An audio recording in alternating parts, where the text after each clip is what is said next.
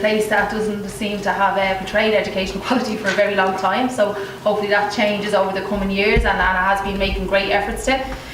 Today is not, it's not so much about numbers and having the place full, but it's about getting, you know, this amazing lineup of speakers into one space and getting the perspectives all recorded, and it's an amazing lineup today. A little bit about myself in terms of where my kind of background in education equality and advocating for education equality comes more so from the working class perspective, and feeling like, you know, it probably actually took me a very long time to realise that I was excluded from education. It's only when I began to get an education I realised that I was excluded for so long. I come from Killinarden. I left school at 15 when I became a mother, and I nipped in and out of education throughout that in different courses and in Oncason and community education. And when I was about 26 maybe, I realised, it was around 2011 actually, and I realised I had absolutely no power to advocate for the community groups that I was working on behalf of and the addiction programmes that I was developing.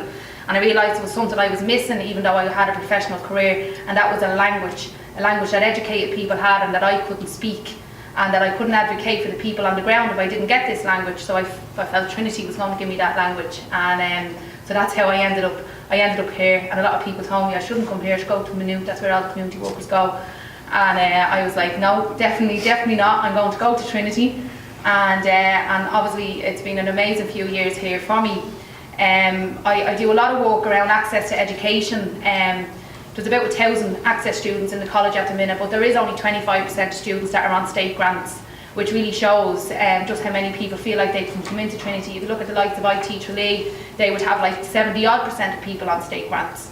And you know, if you look at the National Access Plan from the HEA, if you're from Dublin 24, you have a 25% chance of going on to third level education. But if you live in Dublin 6, you have a 99% chance of going on to third level education, and it's postcodes not too far away from each other, but the postcode determines whether you're going to actually progress, and that's really unfair, you know. And then you have the other context going on then if you're already a disadvantaged group, and then there's disadvantaged groups within disadvantaged groups. And that can be your religious background, it can be your ethnicity, it can be whether you're from the travelling community. So you don't only have your postcode against you, but you have all these other things stacked against you. So I think it's very important to look at education equality as a whole. And I think a lot of the speeches today will capture just, you know, how important education equality is. And you know, I really feel that education is the driving force for a stable society and a thriving economy, and it's why we need to push for it to be top of the agenda in terms of funding both primary, early education, secondary level and third level, because it really is, you know, if you remove education, you'll really see the social and economic impact that it has on Ireland, and it actually wouldn't survive without it, so we need to actually place it with that importance.